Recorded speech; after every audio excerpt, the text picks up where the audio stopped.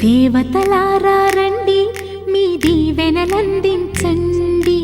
నోచిన నోములు పండించే నా తోడును పంపించండి.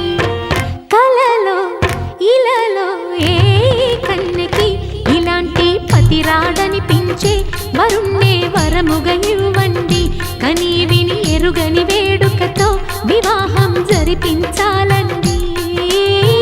కలలో ఇలలో ఏ కన్నెకి ఇలాంటి పతిరాడనిపించే వరుణ్ణే వరముగా ఇవ్వండి. కని విని ఎరుగని వేడుకతో వివాహం జరిపించాలి.